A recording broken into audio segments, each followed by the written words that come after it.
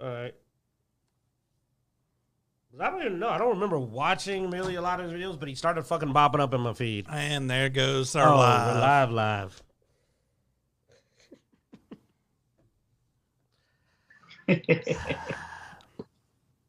Welcome to Dicejunkies. Yep. The reason I say we're live is, you know. You should say something before you go live. I was having a conversation. Reason I said. Do the intro. And now I can say whatever I want. We're demonetized. It's on now. Welcome to Dicejunkies. I'm Xenodamus. I'm here with Q. And on Skype. We have Bloodaxe. Good to have you back, Bloodaxe. Yeah, next week, and I'm not going to be here next week. We're going to be in North Dakota, so I'll be back for this week, miss next week, and then I'll be back after that. Fun. Yeah, we're going to a concert. We're going to go see Alice Cooper, Motley Crue, and Def Leppard up in Fargo. Oh, that sounds fun. I'm glad I'm here today, man. I was feeling under the weather. I kept waiting for you to sign on this morning so we could play some more Remnant, but I did not get up until 1:30, man. I allergies. I had like a touch of a cold, but I don't care about getting him sick. He'll live with it. Yeah, so like 11 o'clock, I just turned my Xbox off, and I went and started cleaning the pool and got the little scrub brush and scrubbed the pool and got it all cleaned up and added the chemicals, and now the kids are playing in the pool. So. Yeah. We got some interesting little sort of topics. Not a lot, but definitely interesting, you know. Yeah. Well, where do you want to start? Let's talk about your baby, Baldur's Gate 3.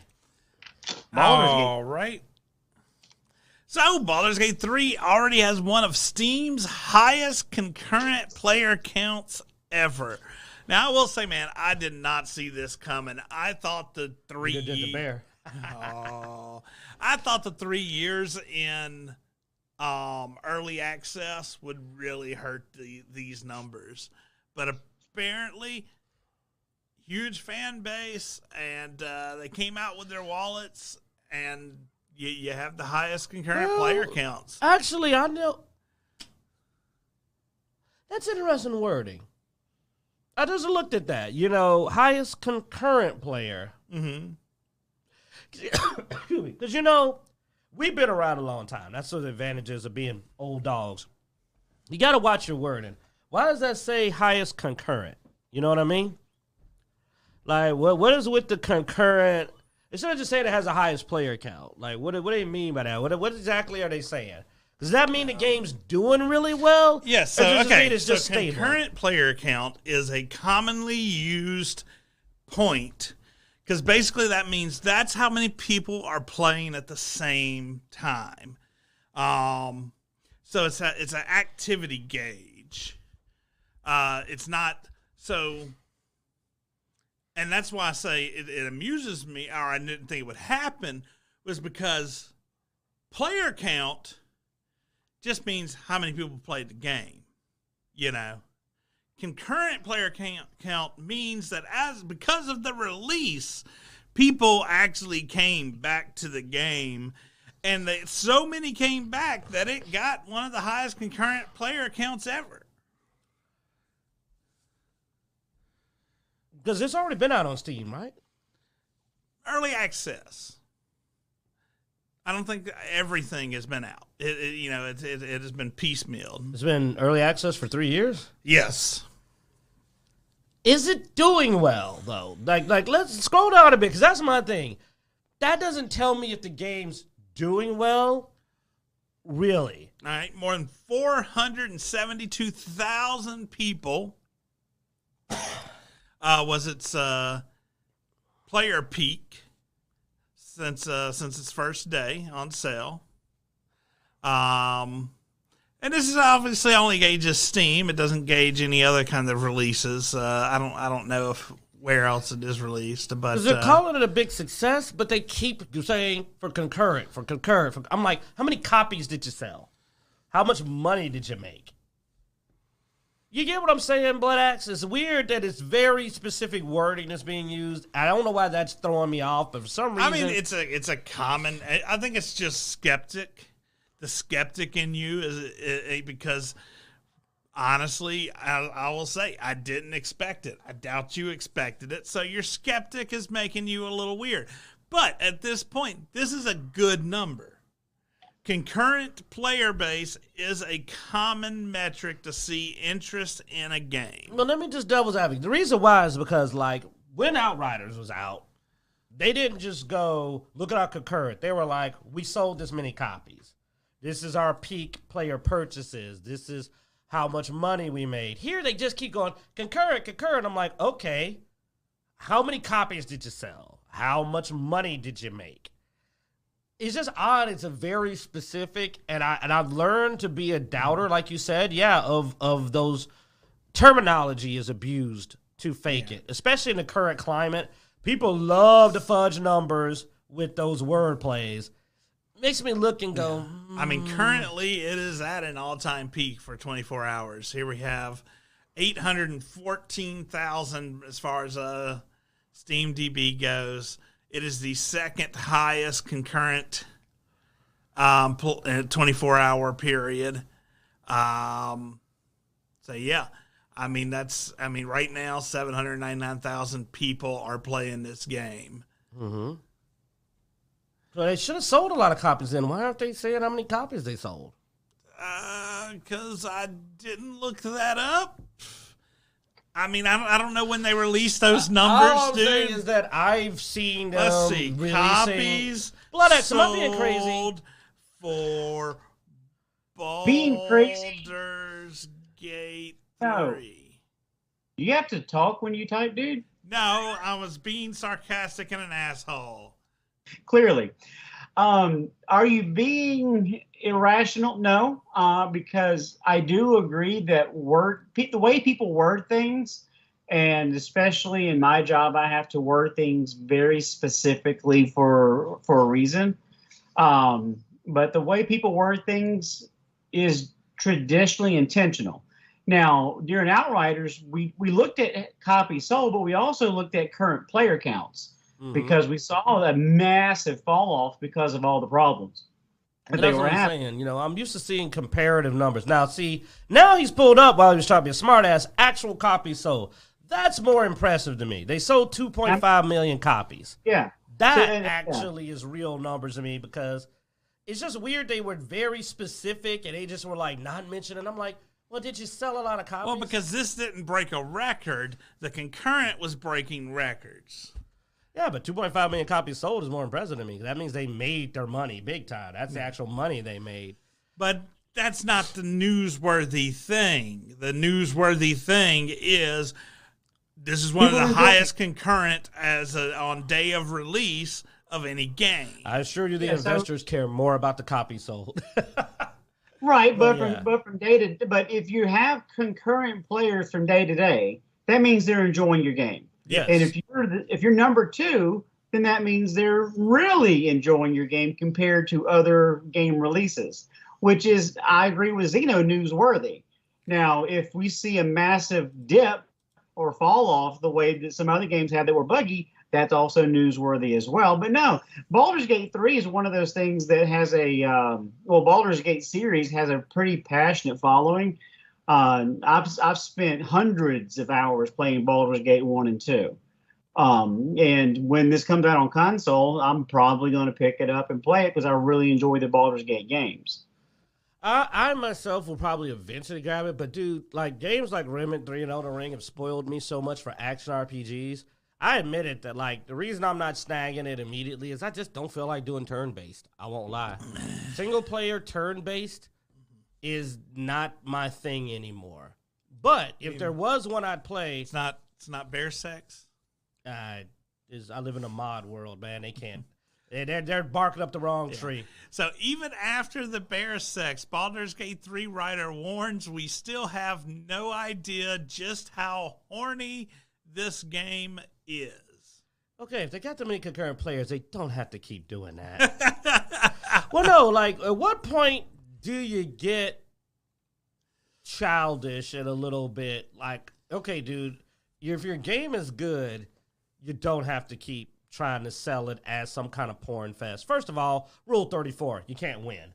You'll never beat the internet. You're barking, Well, my thing is obviously is going to be I want to see the bug count on this game because I mean this is spent the past week or so doing final tests on some companion romance arcs, and damn, I'm still surprised at how horny the game is.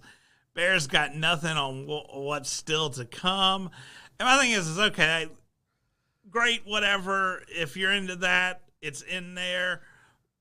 But you spent a past week on this before the release. If this game has any bugs in it, people should be pissed off about that, in my opinion. Well, dude, the literal sentence is, but also mainstream, big-budget horny in a way that I thought went extinct in the mid-'90s in movies and may never have been seen in a game of this scale. As a reminder, mainstream big-budget horny is a term of 90s movies which they say compare to Basic Instinct and Showgirls. And I'm like, that makes me wonder if the game's good. Because if you spent that much energy on a horny, what about my friggin' like game, Baldur's Gate? Because when you say Baldur's Gate, I think of epic fantasy and the Forgotten Realms. I don't think of removable underwear with customizable genitalia. This is one of the other reasons I'm not in the Rusty Guy game, because honestly, it sounds freaking stupid. I ain't gonna lie. Okay, stuff like that makes me hard to take the game serious. I mean, it does mean if they focused on things that don't necessarily add a lot of value to the role-playing aspect of the game, unless you're wanting to create a sex empire in a medieval universe. I don't know. That's a Skyrim mod. You don't need this. Yeah. Well, I mean, like I said, I don't really care, dude. It doesn't bother me. I mean, it doesn't bother me when they don't make. But like it's like that's the only thing they know to talk about. Yeah, it's the fact that this has become like the main topic. Because you just brought up a better topic. Why aren't they talking about their amazing concurrent player number? No, they're talking about we're hornier than you think. We're super horny. Yeah, horny. And you're just like, dude. Now, I will say they spent some amazing time making that bear look horny. Because that bear looks like it wants to fuck you. That bear looks really horny. And that's another, and you know what, and that's why I said, the reason we brought this up, because honestly, I want a genuine answer for both of y'all. What's the point to where your validity starts to get harmed? Like, what point is it? Because I'm already there where I'm not taking the game serious. I'm going to be honest. It's a joke to me. I don't think the validity is harmed until the rest of the game suffers. Now, as long as the rest of the game is still got good quality, good RPG, good storytelling, then I think it's awesome they managed to put in 90s level sex and, because I mean, like I said, it's not why I play the game, but as long as the elements of why I play the game are still there, if they manage to do that, then fucking A, dude. I mean, yes, you can. I mean, here's the thing, and this isn't odd that I would have this stance, because you know me, like, I don't play Sony games because of Sony's reputation and the way they talk and act. They have some of the best games, I'll say it. God of War is amazing. God of War Ragnarok is amazing. If you like RPGs and even action RPGs, I'll sit up here and say PlayStation still got the best friggin' assortment. Several of the best ones are on PlayStation. It's heartbreaking. So, yeah, for me, you can talk me out of buying your game.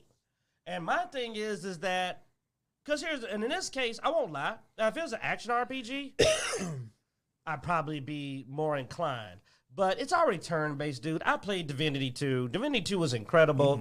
I got bored with the turn-based combat, though. I couldn't beat it because by the 300th fight, taking 5 minutes plus to complete as one character, and I got to wait. Oh, my God. Waiting till an enemy turns. Oh, waiting through enemy turns in these turn-based games are so slow. I got to wait for them to walk around the map. Not since Final... And, dude, they're not even as fast as Final Fantasy Tactics back in the day. Final Fantasy Tactics, you can turn that speed up, man, and get it going. But, like... And I know you can do that in these, but it just doesn't work the same. Like, it's hard to sit through those turns. So already there's a factor of I got to get past that slow combat. Come on, dude. You've been loving Remnant 2 because it's fast. First thing we said we played that is combat's quick. Yeah. Combat's quick. We love that. You got to have your head on a swivel. Oh, boy. I got ganked in the back several times a little while ago, man. I got shot, them dang archers. But, so you got that is a strike against it. Exploding things, those are always a beast, too. And like you said, it's not that this is a problem. It's that I already suspect that there's no way they could be spending this much energy on Horny and patching this thing correctly. And like I'm just like, dude, if you're spending that much energy on that, something's got to suffer. Unless they got the most hardest working, effective, just butt-kicking development team ever, something's got to be being paid for this much time trying to get this much customized genitalia. Like, you know, like that takes a lot of effort in writing. So somewhere you're casting a fireball and it's not triggering correctly. I mean, I'll be honest. I mean, yes, I do somewhat agree with you on that. I mean, the skeptic in me says that's a lot of time spent on horniness and not gameplay. And it's why I didn't go out and immediately buy the game. Honestly, I'm waiting to see. You know, I mean, there's a lot of people playing it, but it's also got huge nostalgia power, man. Like, this is a game. Yeah. This is a game that was, like you said, a soul eater back in the day. It would be like if they put out a new EverQuest. Let me tell you something. They made a new EverQuest. It's going to sell a few million copies because everyone's going to try it. Everyone's going to try it because it was once known as Evercrack. It was once known as Evercrack. So it's going to get played. They've actually tried to release multiple EverQuests since the first one. It's never had as big. They've already burnt the bridge. Well, I don't know another one then. I didn't get into a big ones, but I mean, you know what I'm saying? Yeah. You bring back one of those beloved franchise, I think it would definitely, you know what I'm saying? It would pull. Yeah. But I think the game's probably good. It's doing too well. And I don't hate the game. Don't get me wrong. I love Forgotten Realms. I literally said Forgotten Realms and Eberron are my favorite settings. I would love to see a Baldur's Gate or Eberron game that was an action RPG, but not like Dark Alliance. Oh, I don't know how they messed that up. You know, and I would love that. I would love to get that. You know, but I'm not that into turn-based, and I'm not that into bear sex. So the game right now is I'll buy it on summer or winter sale when it's half price. All right, let's move on. Path of Exile 2, man. More news on that has come out this week. One of the cool things that people have been talking about is it adds 6 new classes, over 100 bosses, and will run side by side with PoE, meaning that, you know, PoE will still continue as PoE 2 plays out. So they're not going to be shutting down the old PoE or anything like that. I think they said they will still continue to do seasons and development on PoE as well. You made a prediction on that. I'll be right back, man. I gotta get some. Like I said, I got a cold here. I don't want to sneeze on my co-host. But tell them what you said. So they say, we realize our plan to replace PoE with PO2 would essentially be destroying a game that people love for no reason. So we made a decision. Path of Exile 1 and 2 will be separate with their own mechanics, balance, in-game, and leagues. Yeah, obviously, people are still spending money on PoE 1, and I mean, and like he was saying, my prediction there is obviously you keep those servers running until eventually the cost of keeping the server up is greater than the amount of income coming in, which is, I mean, basically just normal business. There's no reason to shut it down if people are going to continue paying and playing on your game. But like you said, if it's free, I do feel that eventually enough people will file over to the new game that you're going to see PoE 1 go. Because, I mean, that's the biggest thing about it being free is you have no reason not to eventually fire up. Like, the people who are going to stay the longest are people who just started PoE 1. But honestly, PoE 2 comes out, and you just started PoE 1. You got no reason to jump to PoE 2. So, but there was another thing that we looked up that's looking a little irritating that we might as well bring up, because I like to play Necromancer, and there's a particular problem with that. So the 6 new classes are Sorceress, Monk, Huntress, Mercenary, Warrior, and Druid. And you notice that 2 of those are specifically female pronouns. Yeah, one of the things I was really hoping to see with PoE 2 was to stop the gender lock. Because each character has a unique build, because of the way they show up either on the skill tree or something like that, plus and just specific archetype, the advanced the ascendancies. Like, Necromancer's a witch ascendancy. Yeah. Which means I got to play a female character, a witch, to become a Necromancer. So we were hoping to see, and I don't know, man, when we still got a year or so of development on this, fingers crossed that they'll get past the whole gender lock thing on characters. Diablo got past it. Well, on top of that, let's be honest. I'm shocked they're still doing it in today's climate, man. Like, you're not supposed to do that, from what I understand. Baldur's Gate 3 has customizable genitalia. Come on, man. Well, no, I'm not even doing that. But no, I'm being serious, though. I'm not doing a bit. Like, you're not supposed to gender roll. Oh. So saying that a sorceress has to have long hair and tits is kind of not acceptable these days. Oh, come on. We never go along with what's acceptable and what's not acceptable. But I don't want to be a female necromancer. It's hypocrisy, though, to utilize that. All I know is I've told you what I'm doing with my necromancer. Yeah. Uh-huh. Anyway. We won't get in trouble there, but let's just say I'm taking advantage of the current climate if I got to play a witch. I'm looking forward to this. I hate that it's still over a year out. It's like over a year out before the open beta, which means it's at least over a year before we. At least, dude. The open beta is usually several months before release. It might be 2025. We're lucky it'll be late. It'll be Christmas, winter 2024 it comes out. Because I'll be honest, dude. Let's all be honest. You see 3 people here. All of us own Diablo. None of us is playing Season 1. Heck, me and Xeno didn't get through a whole week of Season 1. We didn't. We played like a week of Season 1 stop. I will say I am a little disappointed in one of the changes, though, because it says changes to crafting and the economy, including changes to the way Chaos Orbs work and the introduction of gold as a currency. I actually like the concept of a trade system. Yeah, because it used to be you would trade like orbs and crafting material to get other items. There was no currency. It was a trade system. Sorry, I forgot how complex the system is game. And they have meta gems that can have other gems socketing into those gems. Now, that may be the most complex meta build I ever heard. I got gems with gem sockets for gems. I forgot Path of Exile don't play, Well, boy. they didn't have that in Path of Exile 1. That's I know. That's why I'm looking at it going like, now they got gems with gem. I'm like, wow, are they malignant gems? No, anyway. They're meta gems. Yeah, that's different. But no, like, when it comes to customization, it's a great game. It looked great. If you've watched some gameplay, it looks good. Known for having huge amounts of bosses and stuff, a lot of variety. I'm looking forward to it. I'm definitely going to give it a spin.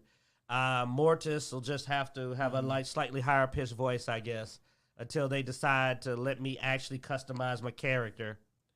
Which is, as I said, I know you're saying I'm being hypocritical, but can't I benefit from all this BS I got to put up with every now and then? I got to put up with all this, like, customize your body. You can't call.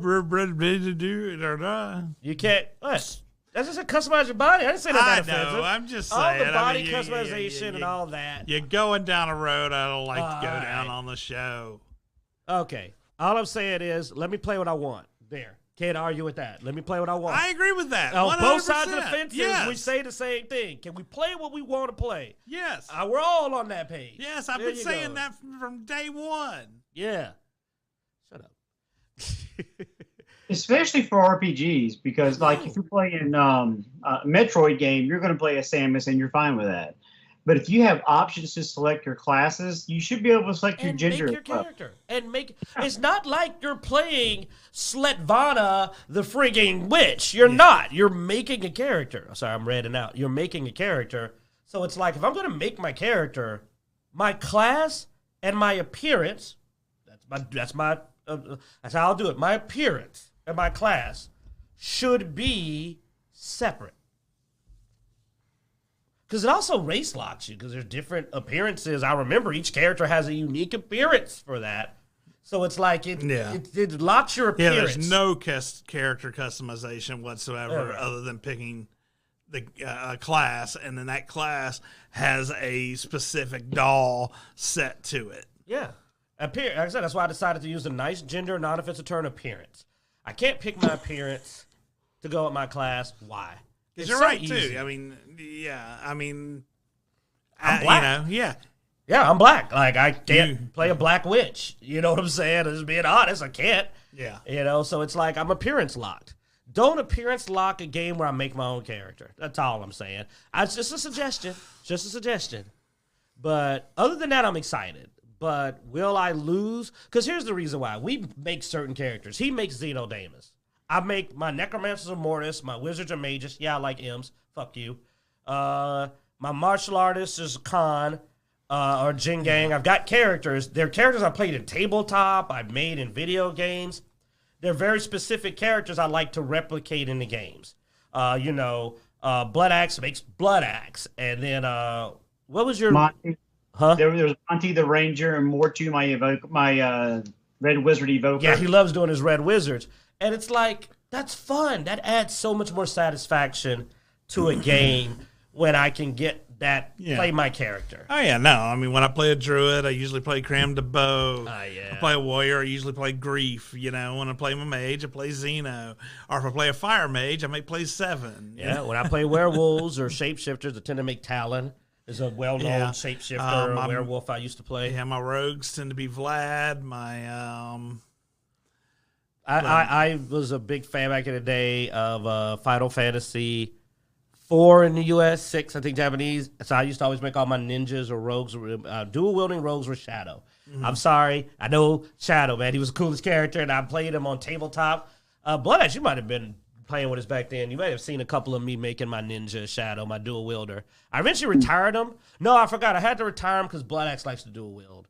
So because of his love of dual wielding, I switched over to monks and made Khan. But I used to be the dual wielding ranger rogue all the time. And but yeah, like I said, we got a whole cadre of characters with appearances, names, and histories. We love to insert them in the games. And you can't do that when you do the appearance lock. So, it's just a little quality of life. It's not hard coding. It's really not. It's just your doll, like you said. Your appearance is such a small change. Because for me, all I need to do is be able to make a male character with white hair. I got Mortis. It doesn't even have to look that good. It just needs to be male, white hair, pale skin. I got my character. He needs a beard and a bald head. He's got Xeno. Hey, let Bloodaxe throw on the red robe and he's happy. If he could if he could dye his hooded robe, Bloodaxe is like Red Wizard. Grief is always a bearded redhead, Oh yeah, that was a fun game I ran, man. I like Grief. I now know who Grief is. Like, oh yeah, we put him in Ravenloft, where there's literally a trait for being a redhead. Yeah. So see, look at this reaction. Just remembering characters. That's quality of life. So just a suggestion, guys. It's a small JPEG. It's not that hard. You're not doing Skyrim with highly detailed interactive faces. Yeah. It would be very easy for me to grab the exemplar or one of the male character skins and just let you slap down on another character. You're good. And honestly, you could just about have AI make the changes to dialogue for you at this point. I don't even need dialogue. I can play Mortis. I don't care if you don't say nothing. Yeah, no, I'm not talking about the character. I'm talking about the dialogue of the NPCs, Well, they're going to have both gendered dialogue anyways. Like you said, you just swap it. I was trying to make a lead in to our next topic. Well, I mean, AI is pretty good. I don't expect you to bother. You know, I hate to say this, but you don't tend to bother. By the way, Bloodaxe, I hate you didn't get to see this before the show. This was amazing. The Wes Anderson Lord of the Rings trailer and cast are too good to be true. Well, that's because it's not true. It's an AI-generated trailer. And it's the best Lord of the Rings product I've seen since the friggin' the main three. Yeah. Since Lord of the Rings. So the Whimsical Fellowship of... It's called the Whimsical Fellowship. A Lord of the Rings story is a AI-generated trailer that is amazing. I will say, check it out on YouTube. Look at that Frodo. That's a good Frodo. Check it out. Bill Murray as Gandalf. Yes. Booyah. Keep going because you got to show them the others. Every casting is amazing. Every casting. That's Sauron. That's not bad for a low-budget Sauron. Ben Stiller. Yeah, man. Oh, my God. But who's playing Golem? Oh, that joke was good. Yeah. Oh, yeah. But who's playing Golem there, Zeno? Let's see if we can get to the... Okay. Timothy Chalamet is Frodo. Okay, so starring... Yeah, then Bill Murray as Gandalf. Smoking that weed. Tilda Swinton as Galadriel works. Because she doesn't look human. Yeah. She has a timeless quality. Edward Norton as Aragorn. And remember, it's supposed to be a comedy, kind of a lighthearted. It's pretty good.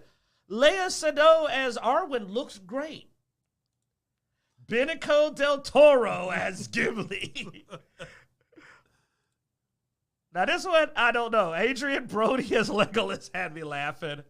But check it out. Bob Balatin as Bilbo. I love that Bilbo. I think that Bilbo is hilarious. Jeff Goldblum as Elrond. I think that's an interesting Elrond. Ben Stiller as Boromir. You know he does die. But, oh, my God. Oh, they had a good Sauron. Christoph Waltz as Saruman. Doesn't he look good? I think that's a good-looking Saruman. But this one, oh, my God. Do it. William Dafoe as Smeagol. Oh, God. That is amazing. Dude, that is... William Dafoe. Dude, he did the Goblin. They picked him because of the dual personality. Yeah. He did a really good job, especially the last Spider-Man movie. He did a really good job. Owen Wilson as Sauron. Hey guys, don't put the ring in the... come on, guy. Don't put it in the volcano. Oh, you know, like... I think that this is the best Lord of the Rings product we've had since the Lord of the Rings movies. This is way better than Rings of Power. I would watch this. You would watch this. We would watch this. We'd watch it drunk, but we'd watch it because this would be hilarious. Yeah. But even though it's designed to be whimsical so the costumes look cheaper, they still look better than the costumes in Ring of Power. No, have you seen Ring of Power? It doesn't look good. They have armor that is clearly plastic in so many scenes. It looks awful. Like, they do plastic armor a lot. And that was a $1 billion show. Billion.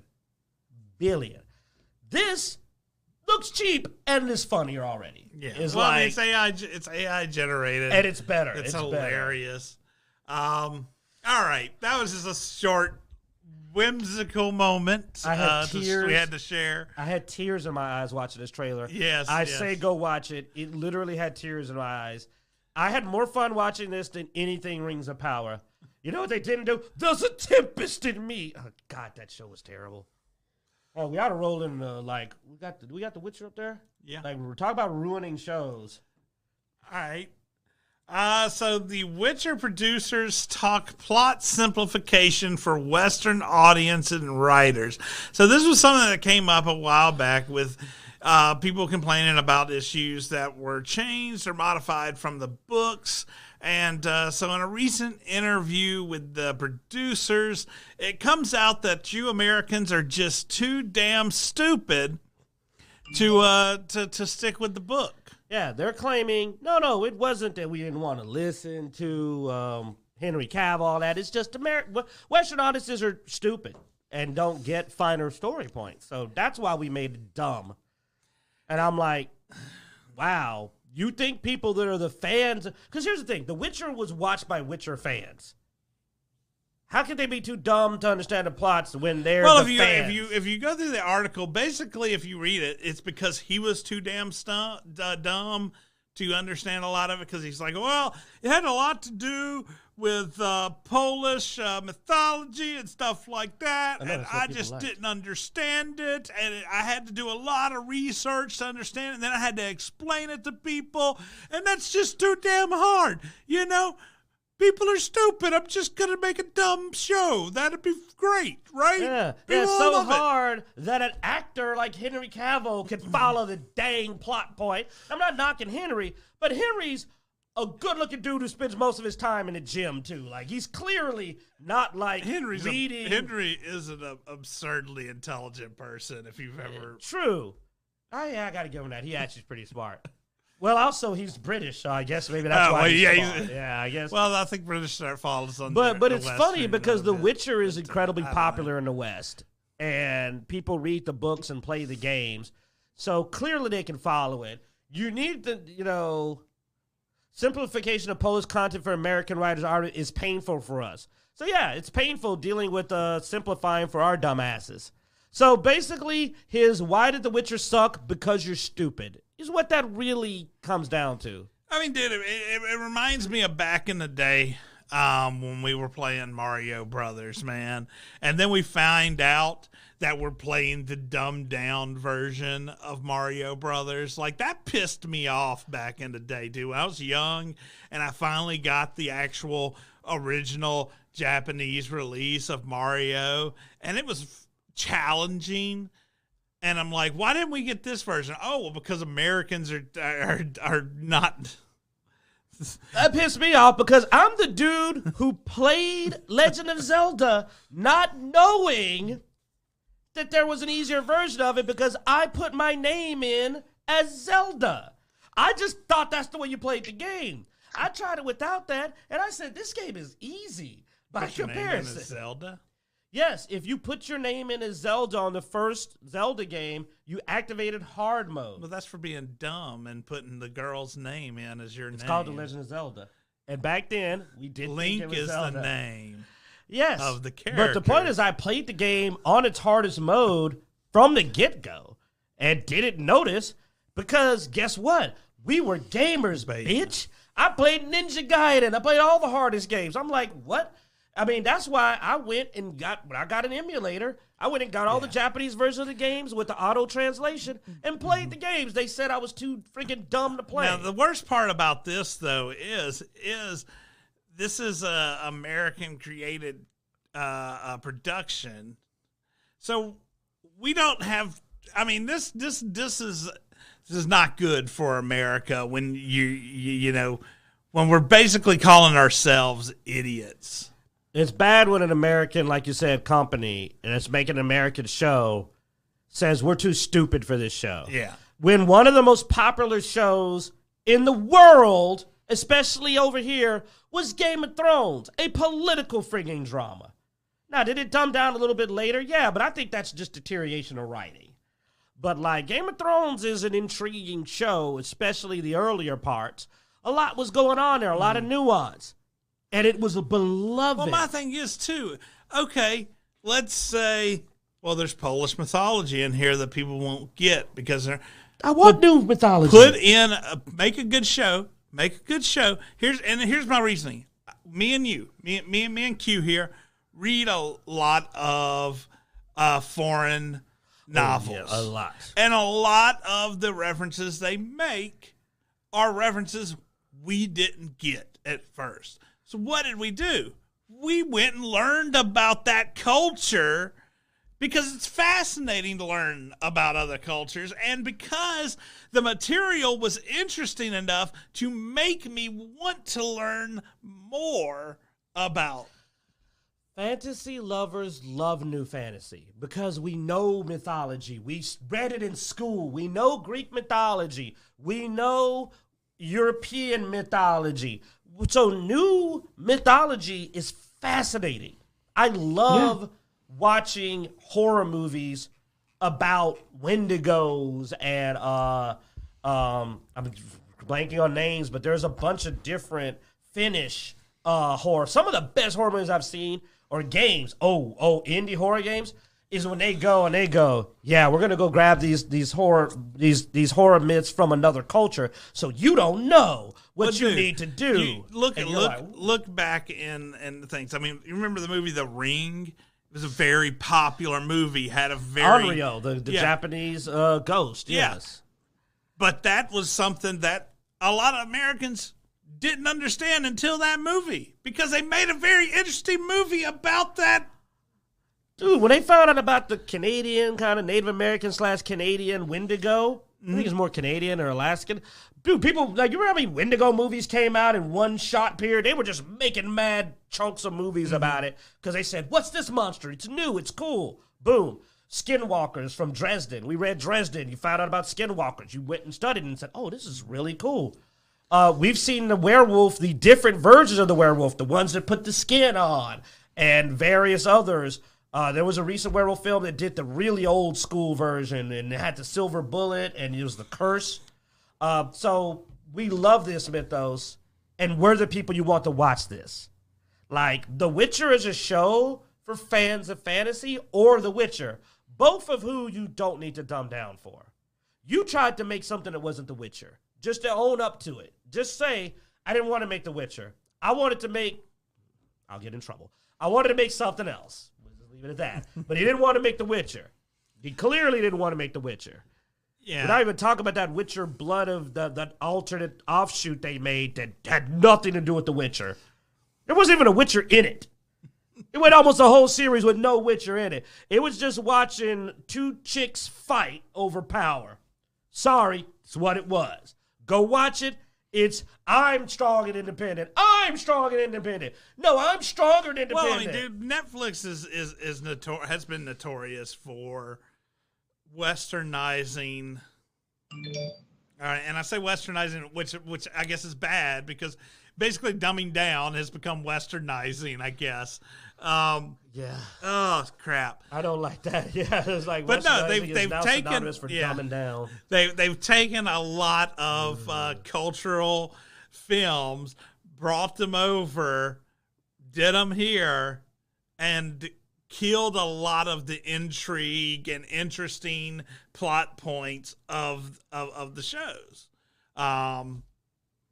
So, you know, hopefully, maybe we keep seeing enough fan kickback from this. I hope they learn and go, maybe we should stick with the source material and let them figure some stuff out. Maybe. And that's why we're going to cover it when we get more information, because we found out what me and Bloodaxe were looking at was not a very reliable source. But there is claims that they're starting to pull. We're going to check into this, so I'm just throwing this out there as we'll let you know if we can verify it. There's claims they're going to be pulling some upcoming movies. I think the Hunchback of Notre Dame is rumored to be being pulled. There's claims that the follow-up shows to Snow White, Gal Gadot's pulled out, but we don't know. That's coming from a very unreliable source. But there's something about, I think, Brie Larson's Marvels may. I don't know. Now, again, this is rumor, so we're going to wait. We're going to try to find out. But they may be starting to pull these projects. That's why I said that, just to go. I'm curious to see, because you can only lose so much money. There's got to be a limit. There's got to be a point where you go, we can't keep doing this. When are we going to reach the point of they go, you're wasting our money? You're wasting our money. When are they going to hit that point? Me and Bloodaxe have been waiting for a while, haven't we? Netflix does seem to be immune to criticism, Michael. I agree, but let's not bring up cuties anymore, man. I still can't believe they got through that. Oh, they got sued, man, and somehow they still. I don't know how they survived that one. But Bloodaxe, I'll give you a moment to talk, because like I said, you've been waiting like me for them to stop screwing stuff up. Yeah, and going back to the Witcher content, don't talk down to your audience. Talk up to them. Let them figure stuff out. Let them discuss it and contemplate, and like you said, research. That's one thing George Lucas always did with Star Wars. He didn't want to dumb it down. He wanted to talk up to people. So that we've been discussing it for 40 years. So that's always a good method, is to not talk down or belittle your audience or dumb it down because you think they're too stupid to understand it. Make something interesting. Don't explain everything. Make something intriguing. Even when we do tabletops, I don't explain everything going on in my Ravenloft game, and my players love it because it's Ravenloft and you can do weird stuff like that. But going back to what Q was saying about the Disney pulling projects, I have seen several videos about that. I think a lot of it is because their current movies aren't performing well in the box office. Because we saw the Haunted Mansion, it's not doing well, and I think The Little Mermaid barely made its budget back. Did it clear its budget? I didn't think it would. I think it barely squeaked by. But that's just his budget. That's not a profit. And if it just, like you said, barely got his budget. Right, and we've seen the tragedy that is the Dial of Destiny with Indiana Jones. So they need to, like The Witcher, make content that the audiences actually want to see. Because if you look at the Mario film, it blew its budget out of the water and made money. Barbie, which is a movie I'm not remotely interested in, is making money. So it's doing well. Yeah, even Oppenheimer, which is a very niche movie about the atomic bomb, is making money because it's interesting, it's fascinating. So mostly a very intellectual film as well. So exactly. So you have to keep up with it mentally, and it's not going to be for everybody, but you're still making money off of it. And that's one of the things that I think Hollywood has lost, is they're too busy trying to get a message across other than make a good show, make a good film.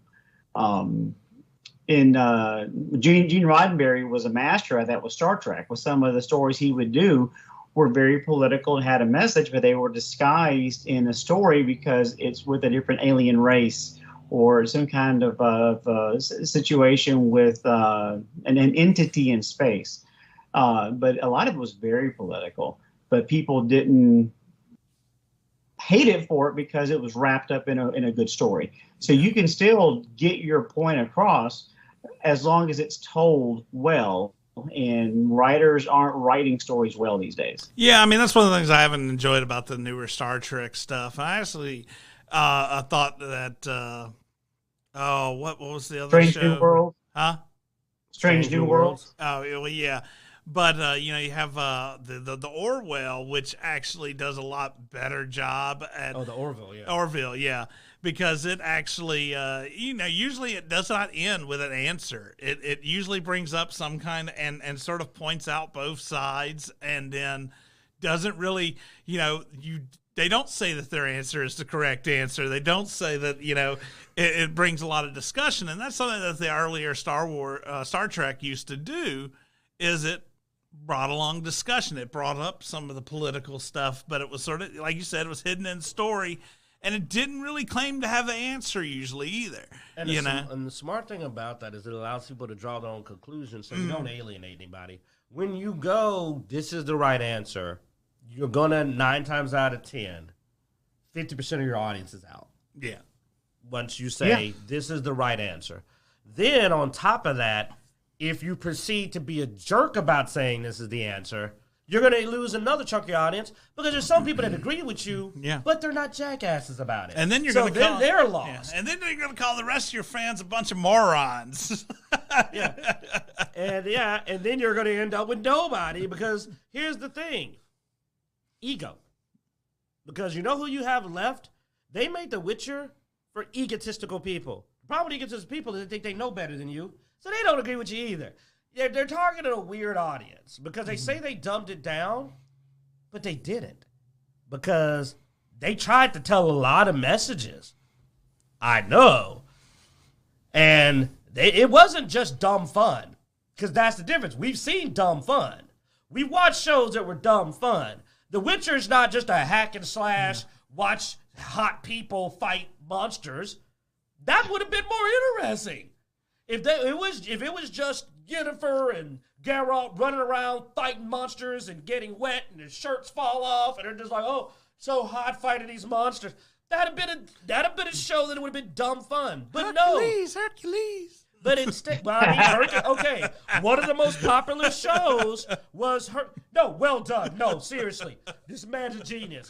Hercules: The Legendary Adventures with Kevin Sorbo was dumb fun. Yeah. There was no point. Xena was slightly less dumb, but still, watch Lucy Lawless flip through the air and go,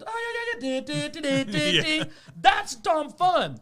You know what? I would have enjoyed that, just to go back to the simpler days and watch Geralt just, no Witcher, toss a coin to your Witcher, ha-ha. But no, instead, I know. What? Okay, I don't care. I'm straight, but friggin' Henry Cavill's a hot dude. I wish I friggin' had those friggin' abs. I mean, yeah, I can friggin' acknowledge it. But no, it's like,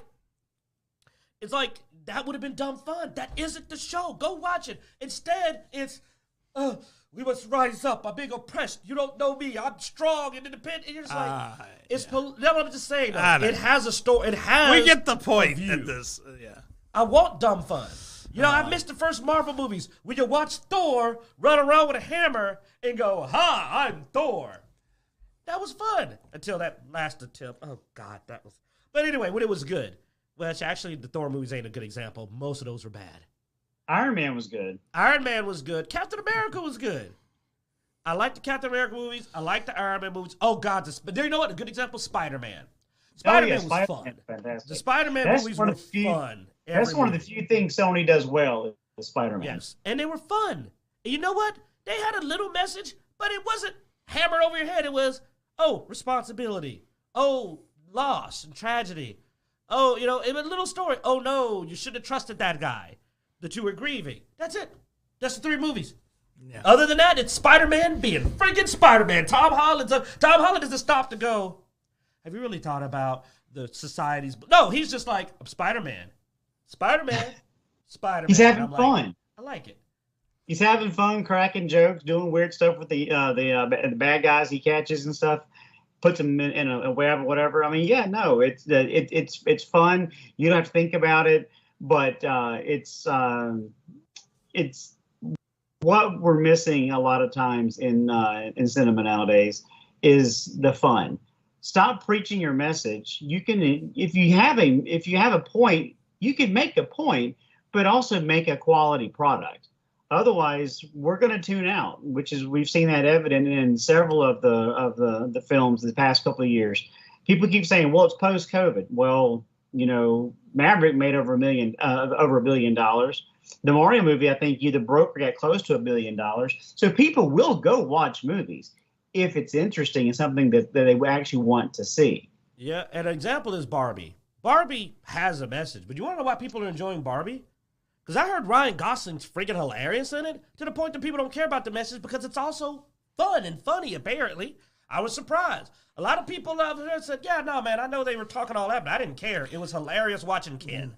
And I'm like, well, at least they did put fun in a movie. Dude, I'll be honest. I was in a meeting at work the other day, and movies came up, and I was shocked at the number of people who started talking about how much they loved the Barbie movie, and I was just like, okay. Well, no, when I read the reviews, the people that enjoyed it said, yeah, I saw what they were talking about. I didn't care, though. It was also fun. Yeah. Margot Robbie is a very attractive lady and does a pretty interesting Barbie performance. Ryan Gosling apparently had a lot of people rooting for him, even though he's technically the villain. That ain't really a spoiler. He's a guy. It's a Barbie movie. Come on. But the thing is, they managed to make a movie that was entertaining to watch outside of that. And that's what I'm saying, that this dude's a lying bastard before we switch. My closing thing is, don't you claim you dumbed down The Witcher. Because if you dumbed it down, it would have been fun. Because what do dumb guys like? No, we like action. I disagree with you on that. Dumbing down does not necessarily equal fun. If he'd have dumbed it down to an action series, it would have been fun. Not all the scary movies were fun. And they were very dumbed down. Well, that's because they didn't have the Wayans brothers. That's the fun. The Wayans brothers were the talent, okay? I'm just saying, making something stupid does not equal I don't mean quality. stupid. I mean simplified it. Let me rephrase it since you're being semantic or pedantic. I don't know. But, like, if you'd have simplified the movie, then the simplification of The Witcher would be Monster of the Week action show.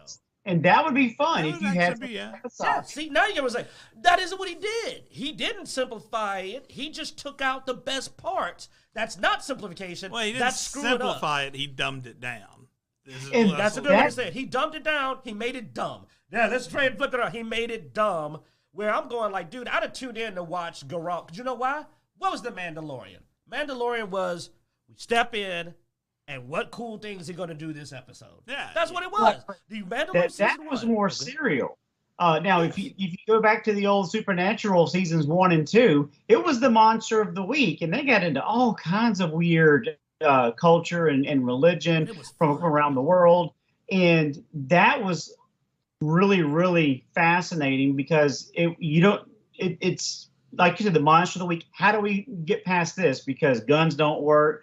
Do we have to use silver? Do we have to burn their bones with salt? Man. Yeah, too.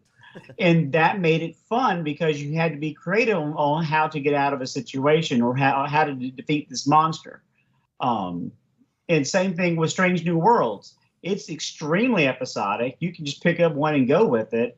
There's a couple of things that tag from episode to episode, but most of it is just episodic. What planet are they going to today, and what adventure are they going to get into? I've got to check that out still. I haven't checked that one out yet. I just realized that you're smart, Bloodaxe. Supernatural was a better Witcher show because it was find monster, identify monster, use weakness on monster.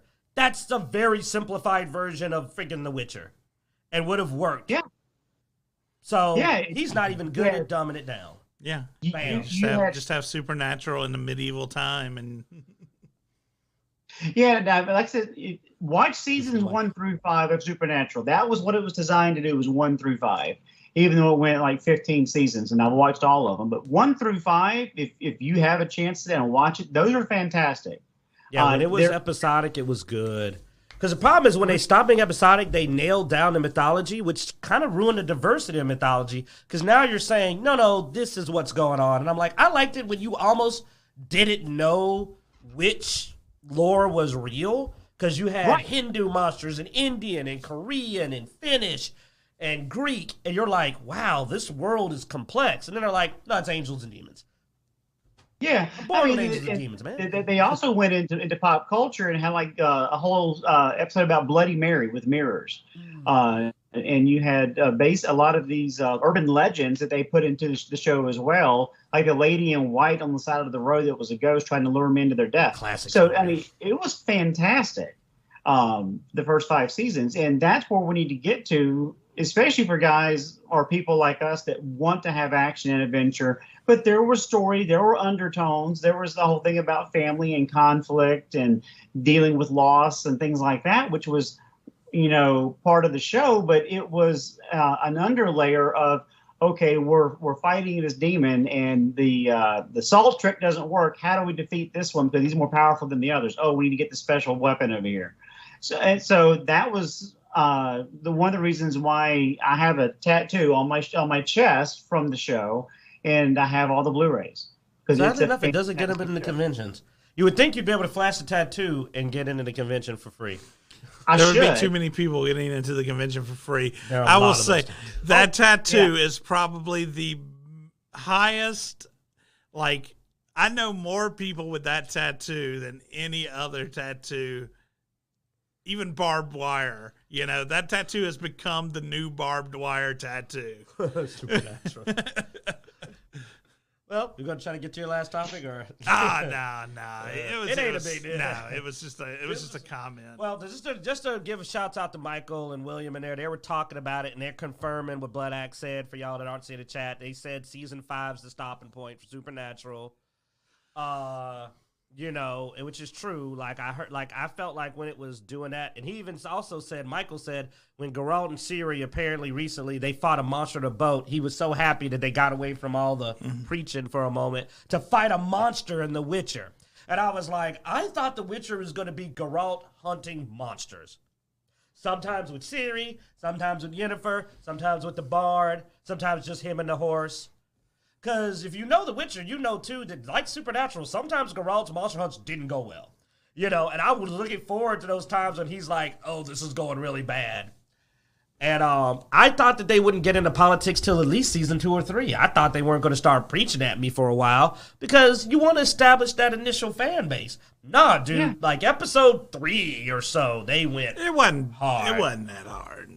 Once Yennefer showed up, it became a whole other thing. It wasn't that bad. I think she's got more episodes than friggin' Henry Cavill. It's about 50-50. But yeah, that's a lot. It's called The Witcher. I enjoyed season 1, and it is even in season 2. He shows up at the end of season 2, so he's barely in season 2 at all because they're following Ciri like almost the whole time. So it's like The Witcher doesn't have a lot of Witcher. I enjoyed season 1. I never watched season 2 or season 3. You're a smart guy, you know. Boom, season 5 of anyway, Supernatural. Let's wrap up, guys. Thanks for watching. Be sure to check out Dicejunkies.com where you find links everywhere we are online. Twitter, Twitch, Instagram, Facebook, all that good stuff. Be sure to like, subscribe, and hit that notification bell on our YouTube channel. Thanks for watching us every week.